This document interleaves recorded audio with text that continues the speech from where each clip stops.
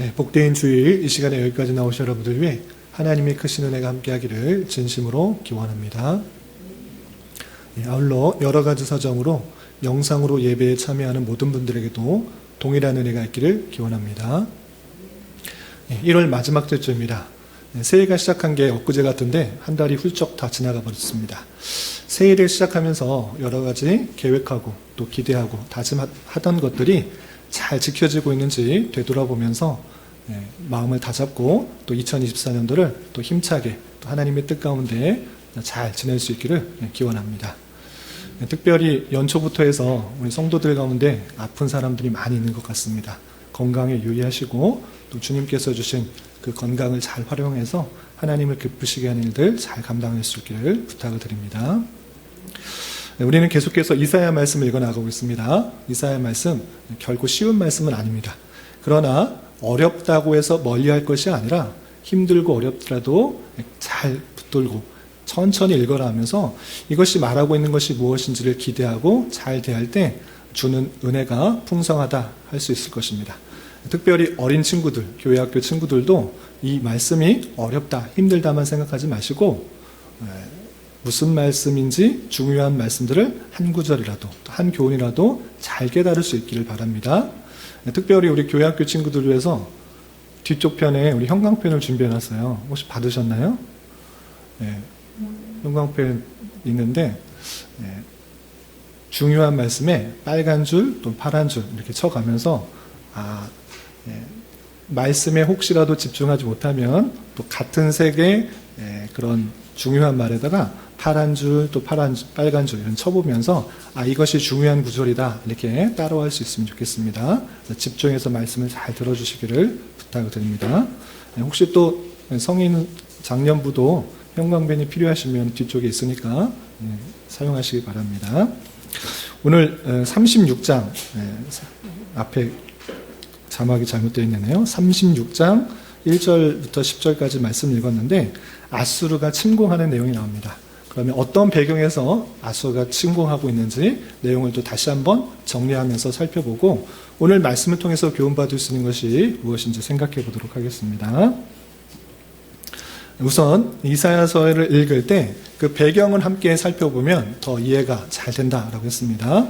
그냥 평안할 때, 안전할 때가 아니라 그 주변의 나라들이 아주 전쟁이 심했던 나라는 것입니다.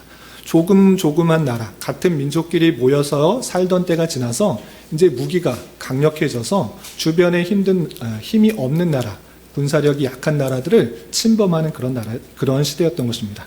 특별히 아시리아라는 그런 나라는 무기와 또 군사력이 강했기 때문에 주변에 힘없는 나라들을 하나하나 쳐서 그렇게 전쟁을 통해서 없앴던 것입니다. 그래서 아수르가 이 중동 지역을 다 장악하는 그런 시대다 이렇게 생각하시면 될 것이고 그런 가운데 하나님께서 이스라엘 백성들에게 이사야를 통해서 메시지를 준 것이 이사야서인 것입니다. 전체적인 내용을 볼 때 크게 두 부분을 나누면 1장부터 39장까지 1월 달에 읽게 되는 내용 중에 핵심은 무엇이냐 우리 어린 친구들도 잘 들어주시기 바랍니다. 이스라엘 백성들과 그 주변 나라들에 대한 심판의 내용인 것입니다. 그냥 심판하시겠다라는 것이 아니라 하나님 보시기에 불순종하고 악이 많았기 때문에 심판하시겠다라는 내용이 나오는데 거기서 그치지 않고 하나님께서 또 회복의 약속들을 중간중간에 하는 내용들을 살펴볼 수 있습니다. 그래서 전체적인 내용은 하나님께서 이스라엘과 그 주변의 나라들의 백성들의 죄악으로 인한 심판에 대해서 선언하고 있는데 거기서 그치지 않고 40장부터 66장까지는 하나님의 나라의 회복 또 메시아를 통해서 그 택하신 백성들을 신실하게 구원하실 것이다. 죄악된 그 모습에도 불구하고 그 모든 죄악을 어린 양 되신 메시아에게 죄를 맡겨서 그의 희생을 통하여서 죄가 사해지고 구원받게 될 것이다. 이렇게 약속하고 있는 내용이 40장부터 66장까지 2월에 읽게 된 내용들로 되어 있는 것입니다. 그리고 오늘 36장을 읽어 나가는데 36장을 읽어 가기 전에 전문맥, 앞의 문맥도 간단하게 소개하겠습니다. 앞의 문맥 1장부터 27장까지는 이스라엘 백성들과 그 열방에 관한 심판에 대해서 다시하게 이르는데 또 반복해서 얘기 나옵니다. 어떤 내용이 나오냐? 이스라엘들 잘못했다, 죄악들이 있다, 심판하시겠다라는 선언, 그리고 열방들, 온 땅에 임할 심판들에 대해서 다시 한번 그 심판을 선언하고 있는 것입니다. 거기서 그치지 않고 또다시 반복해서 하시는 말씀이 무엇이냐? 하나님께서 그날에 다시 회복시키시겠다. 메시아를 통해서 그 온전한 하나님의 택하신 백성들이 또 하나님을 찬양할 날들이 있을 것을 계속적으로 말하고 있는 것입니다. 같은 내용이 계속해서 반복된다 이렇게 생각할 수 있는데, 그러면 하나님 왜 했던 얘기를 또 하십니까? 자꾸 말씀하셨던 거 왜 자꾸 반복하셨습니까? 앞에서 설명했는데 왜 또 얘기하십니까? 이렇게 잔소리나 했던 내용을 그냥 반복하는 아무런 의미 없는 그런 생각으로 말씀을 읽어나가는 것이 아니라, 왜 하나님께서는 반복해서 심판을 경고하실까? 왜 다시 한번 하나님께서는 회복을 선언하실까? 그 마음을 잘 이해해야 될 것입니다. 그것은 여러분들의 부모님께서 사랑하는 자녀들에게 하는 마음과 크게 다르지 않을 것입니다. 그 아이가 잘 되도록 한 번 말해서 잘 들으면 별로 말할 필요가 없겠죠. 그러나 그 아이가 올바르게 자라지 않고 또 계속해서 부패악 타락, 죄악 가운데 있을 때 그 부모는 이렇게 해라, 계속해서 잔소리같이 말을 하고 알려주고 약속하는 것입니다. 마찬가지로 하나님께서 계속적으로 경고하고 심판에 대해서 말씀하시는 이유는 별로 사랑이 없어서가 아니라 그 백성을 너무 사랑하시고 애정을 갖고 있다는 표현인 것입니다. 한 번 말하고 안 들으면 그냥 말어, 이것이 아니라 그 백성들을 너무나 사랑하시기에 다시 한번 너의 죄악들은 이런 것이다.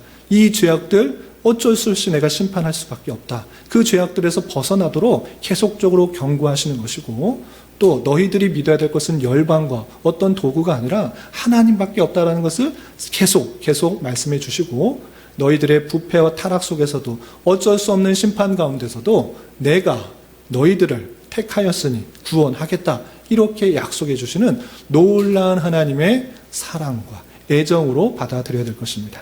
그런데 35장까지는 그런 내용들이 반복되고 있는데, 이제 36장부터 39장에는 어떤 얘기가 나오는가? 내가 말했지? 그거 너 진짜 한번 봐라. 실제 말했던 예언들이 나타나고 있는 현실에 대해서 말하고 있는 것입니다.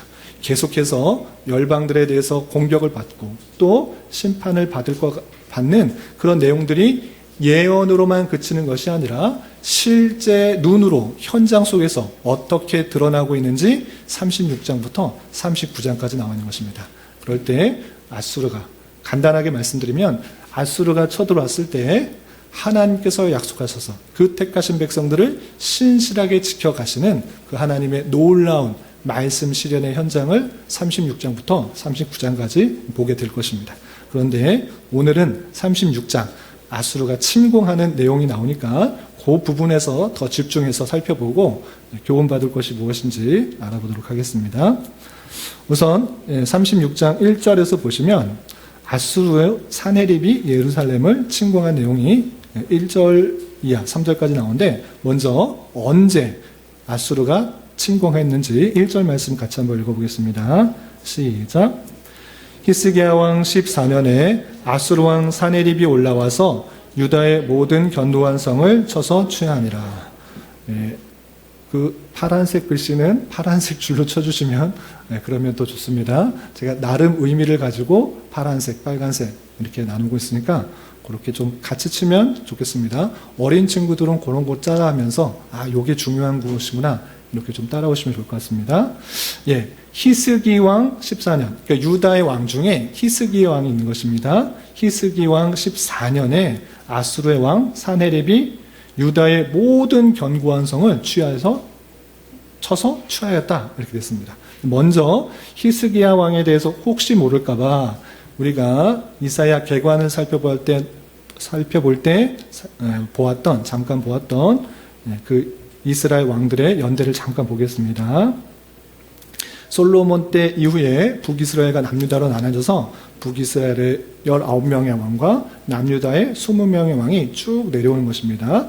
르호보암, 아비야, 아사, 여호사밧, 여호람, 또 아하시아, 아달랴, 요아스 이렇게 지나가면서 우시야, 요담, 아하스, 히스기야 이렇게 되어 있던 것입니다. 우시야가 10대 왕이고요. 그 다음에 11대 요담, 그다음에 12대는 아하스, 13대 히스기야 있는 것입니다.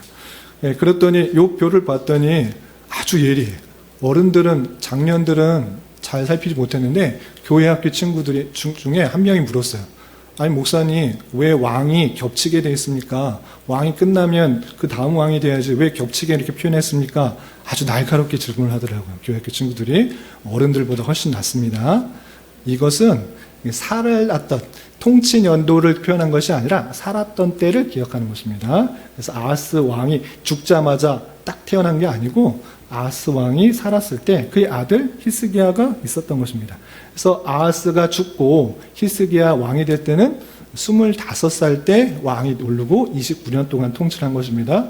그러니까 그때 이전에 아하스가 낳았기 때문에 살기는 살았던 것입니다. 왕의 통치 연도로 자른 것이 아니라 살았을 때를 그냥 겹쳐놔서 그렇게 표현한 것입니다. 우리 교회학교 친구들 아주 예리합니다.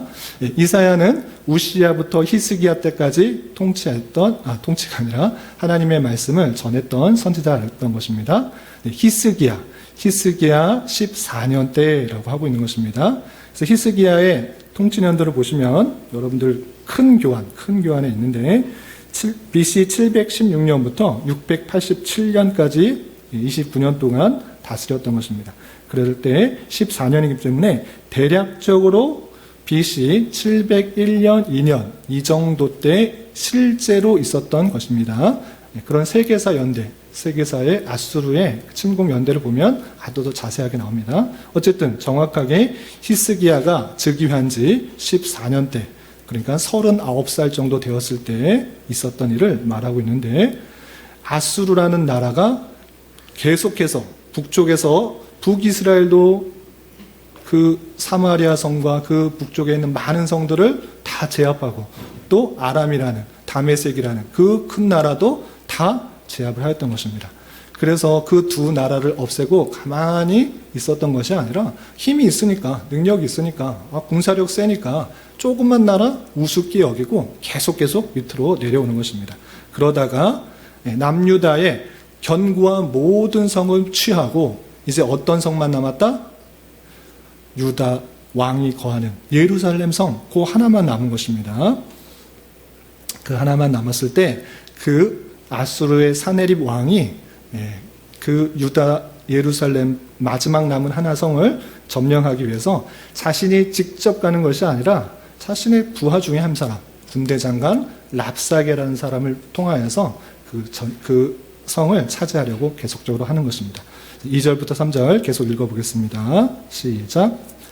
아수르 왕이 라기스에서부터 랍사게를 예루살렘으로 보내되 대군을 거느리고 히스기야 왕에게로 가게 하며 그가 윈모 수도 곁 세탁자의 밭 큰 길에 섬에 힐기야의 아들 왕궁 맡은 자 엘리야김과 서기관 셈나의 아삽의 아들 사관 요아가 그에게 나아가니라. 아수르 왕 사네립인데 그가 직접 갔다 안 갔다? 안 갔어. 왕이 그 조그만 이제 마지막 하나 남은 예루살렘 성 그거 하는데 왕이 갈 필요 없다고 생각한 것입니다. 그래서 군대 장관 중에 한 명인 랍사게를 보낸 것입니다. 그래서 라기스, 왕은 라기스에 있고 진지에 있고 그 랍사게라는 군대 장관과 혼자 보낸 게 아니고 대군, 많은 군대를 거느리고 그 예루살렘으로 가게 했던 것입니다. 그래서 그 예루살렘의 서쪽 편, 동쪽 편과 남쪽 편은 큰 골짜기로 되어 있습니다. 아주 깊은 골짜기여서 요새처럼 되어 있고 서쪽은 약간 평지로 되어 있는데 이 서쪽 편, 윈모 수도 곁 세탁자의 밭 큰 길, 서쪽 예루살렘 성의 서쪽 편으로 가서 그 예루살렘 앞으로 간 것입니다. 그때 그러면 왕이 히스기야 왕이 그 랍사게한테 간 것이 아니라 라수르 왕도 신하를 보냈으니까 히스기야 왕도 어떻게 했습니까? 신하를 보낸 것입니다. 근데 혼자 간 게 아니라 3명을 보냈던 것입니다. 믿을 만한 그런 방백들, 고관들 누구였느냐? 힐기야의 아들 왕궁 맡은 자 엘리야김, 그리고 서기관 셈나, 아삽의 아들 사관 요아, 이렇게 엘리야김, 그 다음에 셈나, 요아가 그 랍사게한테 가서 단판을 지으려고 만나게 된 것입니다. 그래 만났을 때 랍사게가 왜 찾아왔는지, 왜 대군을 끄고 예루살렘으로 왔는지 말하는 내용이 4절부터 20절까지 나오는데, 먼저 라기스가 어디냐 혹시나 궁금하실 것 같아서, 라기스가 어디 있을 것 같아요? 지금 아수르가 계속해서 남하하고 있는 가운데 주변 나라들 다 찾았는데, 예루살렘에서 큰 지도를 여기 띄어서 보여드리겠습니다. 예루살렘에서 띄어서 하면 예루살렘의 남서쪽에 있는 그런 지역인 것입니다. 그래서 아수르 군대, 대군과 왕은 라기스에 있고, 그 중에 랍사게와 군대, 대군을 이끌고 예루살렘으로 가서 예루살렘 서쪽 편에 있는 세탁밭에 가서 단판을 지으려고 나간 것입니다. 그때 랍사게가 그 나와 있는 세 명에게 한 이야기가 4절부터 12절까지 나오고, 13절부터 20절까지는 그 사람들 세 사람에게만 얘기하는 것이 아니고 그 백성들, 예루살렘 성 안에 있는 백성들에게 외치는 말이 나오는데, 두 내용이 반복되는 내용이 많습니다. 그래서 시간 관계상 순서대로 보는 것이 아니라 내용 위주로 살펴보겠습니다. 먼저 이 랍사게가 와서 능욕하고 회유하는 말이 있는데 네 가지로 분류할 수 있습니다. 첫 번째, 너희들이 지금 애굽을 의지하려고 하는데 애굽 의지하는 것이 헛되다라는 내용이 4절, 6절, 9절 있는데, 먼저 6절 다 읽지는 않고 6절, 9절만 보겠습니다. 먼저 6절 같이 한번 읽어보겠습니다. 시작. 보라, 내가 애굽을 믿는도다. 그것은 상한 갈대 지팡이와 같은 것이라. 사람이 그것을 의지하면 손이 찔리리니 애굽왕 바로는 그거를 믿는 모든 자의 이와 같으니라. 세 명이 나온 사신에게 너 지금 위험에 처했다고 애굽 내려가서 도움 청하려고 하지? 너 그거 쓸데없다. 애굽 믿어봤자 상한 갈대 지팡이와 같다.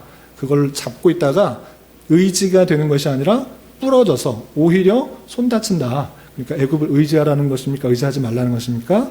의지하지 마라. 왜 그렇게 의지하려고 너 그렇게 쓰냐? 하고 있습니다. 또 9절에도 이렇게 표현하고 있습니다. 9절 같이 한번 읽어보겠습니다. 시작.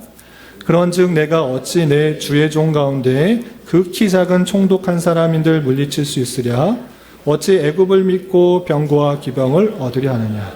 계속 이제 아수르가 공격해 오니까 남쪽에 있는 큰 나라 이집트, 애굽에게 도움 빌려고 하는데 그거 믿지 마라. 그 병거, 기병 믿지 마라. 이렇게 애굽 의지하는 것이 헛되다고 그 사신들에게 먼저 말을 하고 있습니다. 뿐만 아니라 하나님을 믿으려고 하는 그 모습들도 지적하면서 하나님을 욕되게 하는 말을 서슴지 않게 이 랍사게는 하고 있습니다. 먼저 7절 말씀 같이 한번 읽어보겠습니다. 시작. 혹시 내가 내게 이르기를 우리는 우리 하나님 여호와를 신뢰하노라 하리라마는 그는 그의 산당과 제단을 히스기야가 제하여 버리고 유다와 예루살렘에 명령하기를 너희는 이 제단 앞에서 예배하라 하던 그 시인이 아니냐 하셨느니라 했습니다. 우리는 하나님, 여호와 하나님 믿는다. 여호와 하나님 지켜준다. 이렇게 말할 것 같은데 너 여호와 하나님 잘 생각해봐라 하면서 하는 얘기가 뭐냐? 히스기야 왕이 곳곳에 있는 유다 곳곳에 있는 산당들, 제단들 다 없애지 않았느냐? 그렇게 힘없는 제단 이제 예루살렘에 하나 있는 그 신 뭐하러 섬기려고 하느냐라는 것입니다. 이방 사람들에게 있어서는 신들은 곳곳에 지방 곳곳에 있어야지만 힘이 있고 능력이 있다. 이렇게 말하는데 예루살렘에 있는 그 제단은 한 개밖에 없으니 하나밖에 힘을 줄 수 없는 그 여호와 무엇을 믿으려고 하느냐. 지금 히스기야 왕은 다 제단 없애서 이제 하나밖에 남는 힘이 없는 그런 신이지 않느냐 착각을 하면서 그렇게 했던 것입니다. 또한 어떤 표현이 되는가? 10절에는 이런 표현이 있습니다. 10절 같이 한번 읽어보겠습니다. 시작. 내가 이제 올라와서 이 땅을 멸하는 것이 여호와의 뜻이 없음이겠느냐? 여호와께서 내게 이르시기를 올라가 그 땅을 쳐서 멸하라 하셨느니라 하니라. 이 말이 정말 하나님의 뜻을 알고 이렇게 말하는 것이 아니고 그냥 하나님, 너희들이 믿는 그런 하나님인데 하나님께서 시켜서 봤다. 이렇게 하나님을 욕되게 말하는 것입니다. 물론 하나님께서 아수르를 도구를 사용하셔서 그를 책망하고 또 징계하는 수단을 썼습니다. 그런데 그 모든 것을 알았다고 하면 이렇게 함부로 말하지 않을 것입니다. 그럼에도 불구하고 그냥 하나님께서 이렇게 한 것이다, 하나님께서 명하셔서 내가 왔다, 쳐들어왔다, 이렇게 함부로 욕되게 말하는 것을 볼 수 있습니다. 그리고 백성들에게도, 거기 예루살렘에 진을 치고 있는 그 백성에게도 똑같이 이렇게 욕되게 말하는 것을 볼 수 있습니다. 조금 건너뛰어서 19절부터 20절 같이 한번 읽어보겠습니다. 시작. 하맛과 아르반의 신들이 어디 있느냐? 스바라임의 신들이 어디 있느냐? 그들이 사마리아를 내 손에서 건졌느냐? 이 열방의 신들 중에 어떤 신이 자기 나라에 내 손에서 건져냈기에 여호와가 능히 예루살렘을 내 손에서 건지겠느냐 하셨느니라 하니라. 북쪽에서 남쪽으로 내려오면서 북이스라엘과 또 아람 나라 주변의 나라들, 거기 믿는 신들 내가 다 쳤다, 그리고 다 없앴다. 그 신들이 도와줬다 그러면 그 나라들이 이겼어야 되는데 한 명도 이기지 못했잖아냐. 그런데 너희들 조그만, 이제 예루살렘 하나 남았는데 너희가 믿는 여호와 하나님이 도와주겠다고, 건져내겠다고, 말도 안 되는 소리 그거 믿지 말라, 이렇게 랍사게가 하나님을 욕되게 하며 이스라엘 백성들에게 능욕적인 말을 던지는 것입니다. 뿐만 아니라 왕과 유다 방백들, 백성들 다 조롱하는 말을 서슴지 않고 있습니다. 먼저 5절 말씀 같이 한번 읽어보겠습니다. 시작.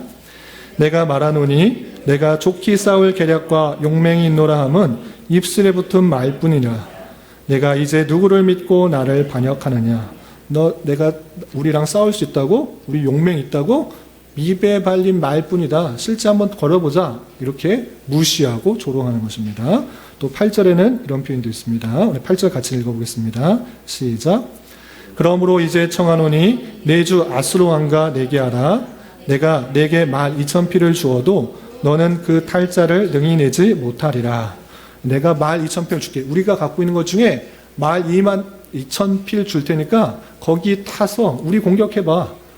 2,000마리의 말을 탈 수 있는 그런 군사도 제대로 없지 않느냐, 이렇게 조롱하는 것입니다. 또 11절부터 12절에서는 이렇게 또 조롱하고 있습니다.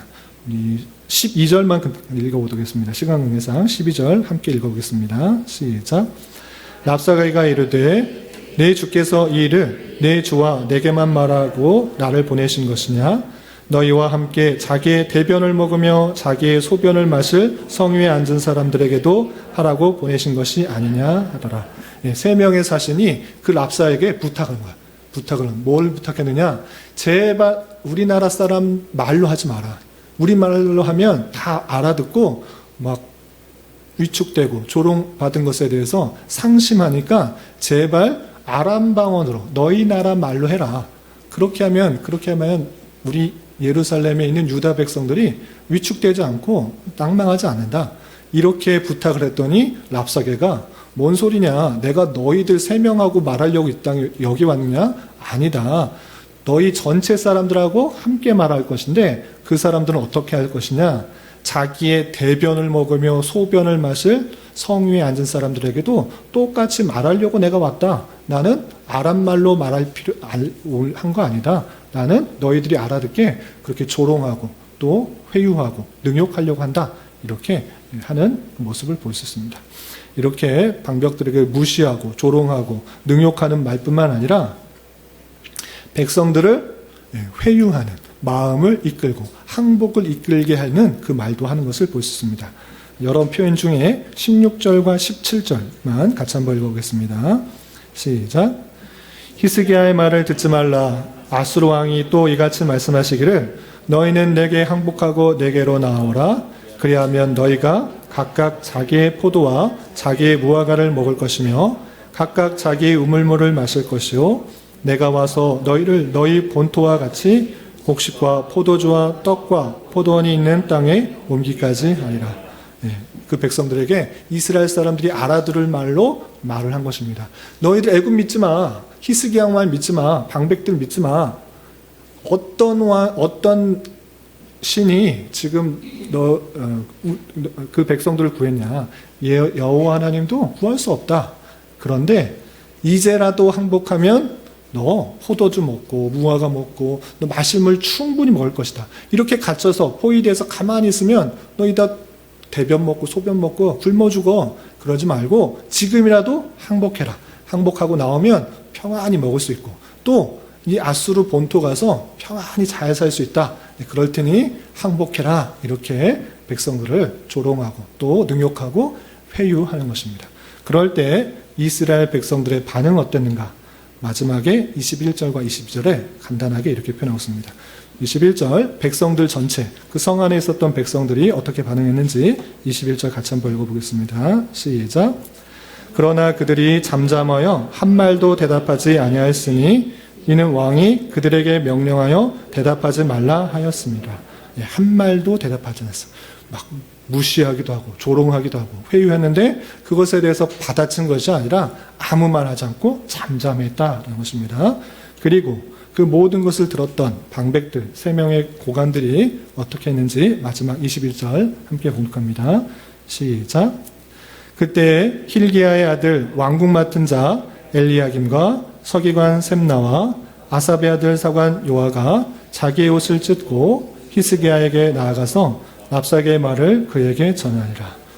그 나왔던 3명의 고관들, 그 방백들이 들으면 들을수록 열불이 나고 애통하고 하나님을 욕되게 하는 그 모습들을 참지 못하여서 마음의 애통함을 표현하는 의미인 옷을 찢고 그리고 이 모든 사실을 왕에게 전하는 그런 말로 마치게 됩니다. 그랬을 때 그 다음 이야기 내일 읽으면 좋겠지만 간단하게만 말씀드리면 히스기야가 이 이야기를 듣고 애통해하며 하나님께 기도하고 하나님께 간구하여서 그 수많은 18만 5천 명의 군사가 하루아침에 죽는 이야기가 또 37장, 38장 계속 이어지는 것을 볼 수 있습니다. 어쨌든 오늘은 36장을 통해서 교훈받을 수 있는 것들을 3가지로 정리하겠습니다. 첫 번째, 히스기야 즉위 14년에 어떠한 일이 있었습니까? 아수르 왕 사네립이 쳐들어왔던, 공격을 받았던 일이 있었습니다. 그런데 제가 설명하지 않았던 부분 중에 하나가 히스기야 왕이 어떤 왕인가라는 것입니다. 먼저 히스기야 왕의 아버지, 아까 우리 잠깐 봤는데 혹시 누군지 아세요? 히스기야 왕의 아버지 아하스. 아하스 왕은 어떤 왕이냐? 우리 예전에 살펴볼 때 아하스 왕이었을 때 북이스라엘과 또 아람이 연합해서 공격해 왔다 그랬습니다. 그럴 때 이 아하스에게 이사야 선지자가 찾아와서 너 걱정하지 마라, 두려워하지 마. 그가 공격해서 승리할 수가 없을 것이야. 아수르 의지하지 말고 하나님 의지하지 해라. 내가 증표를 보여줄 테니까 걱정하지 마, 의심하지 마, 지켜줄 거야. 그랬을 때 아하스 왕이 어떻게 했다고 그랬죠? 그 말을 믿은 것이 아니라 어떻게 징표를 하나님께 구합니까? 절대 그럴 수 없습니다. 라고 겉으로는 경건한 척하면서 속으로는 아수르에게 도움을 청했던 것입니다. 그런데 이 아수르와는 달리 아수르는 그 평가가 악했다 이렇게 평가되어 있는데 그의 아들인 히스기야는 어떻을까요? 선한 왕이었을까요? 악한 왕이었을까요? 선한 왕입니다. 이스라엘 남유다에 있어서 3명에 꼽힐 정도로 아주 선한 왕이었던 것입니다. 그런데 산당도 우상을 숭배했던 아버지와 달리 산당을 다 제거하고 하나님의 말씀을 지켜 그 다윗의 모습과 같이 했던 이 히스기야에게 왜 어려움이 찾아오는 것입니까? 하나님 말씀을 잘 순종하고 개혁을 하고 하나님 율법을 잘 지키려고 하는 그 히스기야에게 왜 14년밖에 되지 않은 그런 상황 속에서도 어려움과 힘듦이 찾아왔는가? 이것을 생각해야 될 것입니다. 이러할 때 그냥 이 어려움은 어쩌다 보니까 우연하게 나도 모르게 온 어려움이 아니라 이미 아하스에게도 말씀하셨고 계속적으로 말씀하셨던 그 부분이다. 이것을 우리는 깨달을 수 있어야 될 것입니다. 시간 관계상 제가 찾아서 읽어드리겠습니다. 우리는 지난번에 아하스 왕에 대한 이야기할 때 이사야 8장 7절부터 8절까지 분명히 너희가 아수르를 의지할 때 어떻게 될지에 대해서 분명히 선언을 했던 것입니다. 어떤 이야기를 썼냐? 그러므로 주 내가 흉용하고 창일한 그 하수 곧 아수르 왕과 그의 모든 위력으로 그들을 뒤덮을 것이라. 그 모든 골짜기에 차고 모든 언덕에 넘쳐 흘러 유다에 들어와서 가득하여 목에까지 미치리라. 임마누엘이여 그가 펴는 날개가 내 땅에 가득하리라 하셨느니라. 라고 이미 선대왕 때 아수르 의지하게 되면 어떻게 되는지 분명히 알려주셨습니까? 안 알려주셨습니까? 알려주신 것입니다. 너 하나님 의지해야지 어떻게 아수르 의지하느냐? 아수르가 그냥 북이스라엘하고 아람 치고 끝날 것 같으냐? 너희들도 공격할 것이다. 그 공격하는 것이 목미까지 쳐들어올 것이다. 분명히 예언되었던 것입니다. 예언된 말씀이 실현되고 있다라는 사실들을 우리는 말씀을 통해 잘 깨달아야 될 것입니다. 그러므로 우리는 어떤 것을 깨달아야 되느냐? 오늘날의 우리에게 있어서도 하나님을 믿는 삶, 예수님을 잘 믿고 잘 섬기고 또 그렇게 그 뜻대로 나아가는 삶에 있어서는 항상 평안함과 즐거움과 기쁨과 안락함이 있는가? 성경을 읽어보면 읽어볼수록 그런 것이 아니라는 것을 우리는 알 수 있는 것입니다. 물론 평안함과 감사가 있지만 그러한 삶만 있는 것이 아니라 분명히 말씀하시기를 너희들이 믿는 것은 영광을 받기 위해 고난도 허락하신다. 너희가 가는 길은 평안한 길이 아니라 넓은 길이 아니라 좁은 길이다. 협착한 길이다. 십자가를 지는 길이다라고 말씀하셨다라는 사실을 잊지 말아야 될 것입니다. 그러므로 말미암아 이런 말씀을 대하는 자로서 우리의 삶의 자세는 어떠한가? 예수님을 믿고 또 그 뜻대로 살아가는 삶은 항상 기쁨과 즐거움과 평안만 있는 것이 아니라 때때로 원치 않게 어려움과 힘듦이 찾아올 수 있다. 고난이 찾아올 수 있다. 그런 세상으로부터의 비웃음과 조롱을 당하는 일이 있는 줄 알아. 그것에 낯설게 여기지 말고 또 힘들어하거나 좌절하지 말고 더욱더 힘차게 살아야 될 것입니다. 당장에 만나게 되는 환난과 고통에 대하여 하나님께서 계시면 어떻게 이런 일이 있는가? 하나님을 믿고 그 뜻대로 살아가려고 하는데 왜 강한 나라가 우리를 쳐들어오는가? 왜 힘든 일이 찾아왔는가? 이렇게 낙심하거나 좌절하지 말고 하나님께서 그 말씀하셨던 것이 정말 나에게도 일어나는구나. 그 어려움과 고난, 십자가의 길, 그리고 그 환난을 통해서 더욱더 연단하게 하시는 그 일들이 나타나고 있구나를 생각해 보면서 하나님의 말씀의 시연과 선한 인도하심의 손길을 깊이 깨달을 수 있는 기회로 삼아야 될 것입니다. 이런 은혜가 저와 여러분 우리 모두에게 있기를 진심으로 기원합니다. 두 번째, 랍사게, 아수르의 군대 장관이 랍사게가 찾아와서 어떤 말로 방백들과 백성들을 능욕했는가 잘 생각해 봤으면 좋겠습니다. 그들은 헛된 것 의지하지 말고 지금 어떤 신도 구할 수가 없고 너희들 힘 아무것도 아니야. 너희들 믿는 하나님조차 아무것도 아니야. 그냥 지금 행복해. 지금이라도 행복하면 먹을 것 충분히 주고 좋은 땅에 가서 살 수 있게 해주겠다. 이렇게 능욕하고 회유했습니다. 그런데 이것은 그때 당시에 그런 일이 있었다라고 말하고 끝날 것이 아니라 오늘날 우리에게 있어서도 세상이 우리에게 던지는 그런 유혹과 미혹 또 조롱인 것이라는 것을 잘 깨달아야 할 것입니다. 우리가 하나님을 믿고 지금 아주 좋은 날에 또 평안히 잘 놀 수 있는 그런 황금 같은 시간에 너희들은 어떻게 예배당에 가서 그렇게 예배 드리고 있느냐? 1시간, 2시간. 뭐 그러고 있냐? 좋은 데 가서 즐겨. 너 뭐 그렇게 살고 있느냐? 하나님이 어딨어? 하나님 믿으면 뭐 잘 나오냐? 하나님 안 믿는 사람이 훨씬 더 세상의 부와 명예, 권력을 얻고 떵떵거리며 살 수 있는데 뭐가 쉬워서 저렇게 하나님 앞에 나아가서 저렇게 조아리느냐? 야, 하루 빠져. 또 나와 같이 재밌는 일 하자. 그 일들 하자.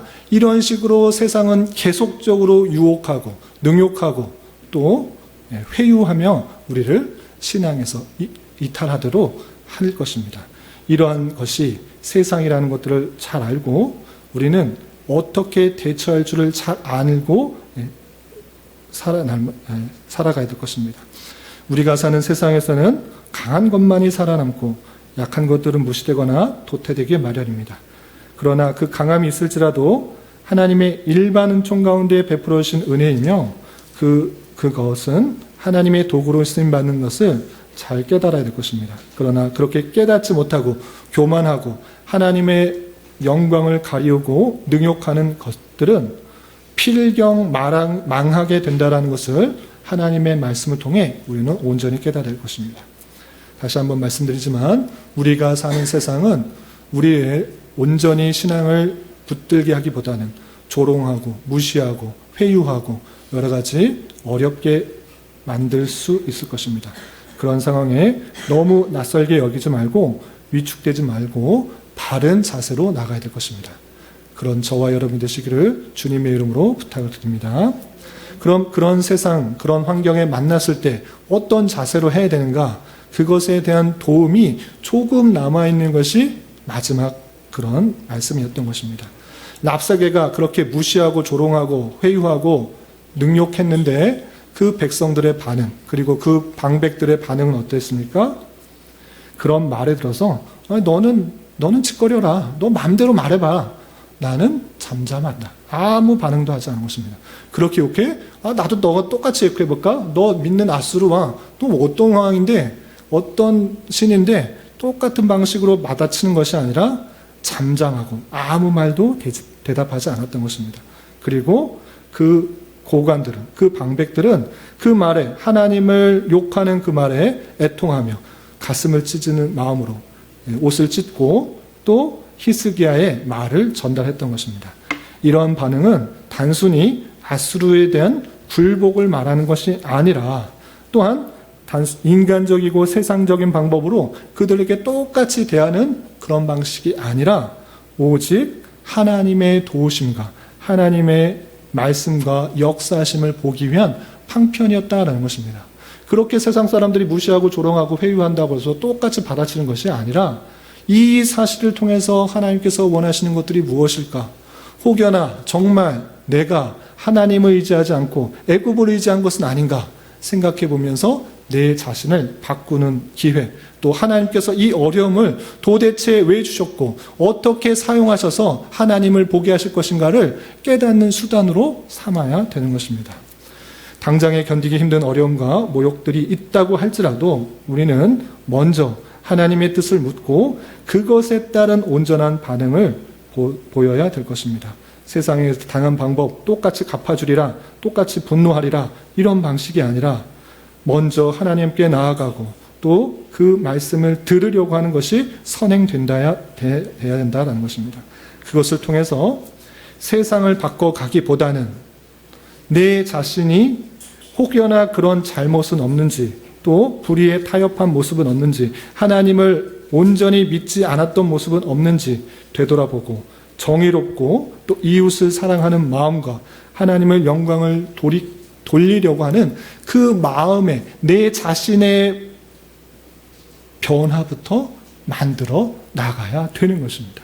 똑같은 방식으로 악으로 갚는 것이 아니라 이 악을 당했을 때 내가 선으로 바꿔야 될 것이 무엇인지, 정말 하나님을 의지했는지, 공의롭게 살아갔는지, 하나님 뜻대로 살아갔는지 되돌아보는 기회로 삼고 그 형편으로 삼아서 하나님께 그 선한 손길로 받아 또 그 대적의 손길들을 통하여서도 하나님께서 성화시키고 내 잘못을 깨닫게 하시는 방편으로 삼아서 하나님의 뜻에 알맞은 모습으로 나아가야 될 것입니다.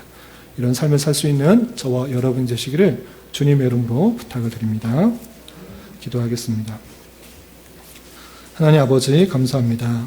오늘 말씀을 통하여 아수르의 침공으로 랍사게가 유다 백성들을 위협하고 능욕하는 말을 대하였습니다. 이런 말씀을 대하는 자로서 이 또한 하나님의 말씀이 실현되는 역사인 줄 알아 어떠한 어려움이 찾아올지라도 주님만을 더욱더 의지한 자 되게 하여 주시고 하나님을 알지 못하는 대적들로 말미암아 때때로 위협과 조롱과 회유와 비웃음을 당하게 될지라도 너무 낭망하거나 좌절하지 않고 더욱더 주님만을 의지하며 이겨나가게 하여 주시고 내 자신을 더욱더 하나님의 뜻에 맞추어 살아가는 수단으로 사용할 수 있도록 인도하여 주시옵소서. 예수님의 이름으로 기도 올리옵나이다. 아멘.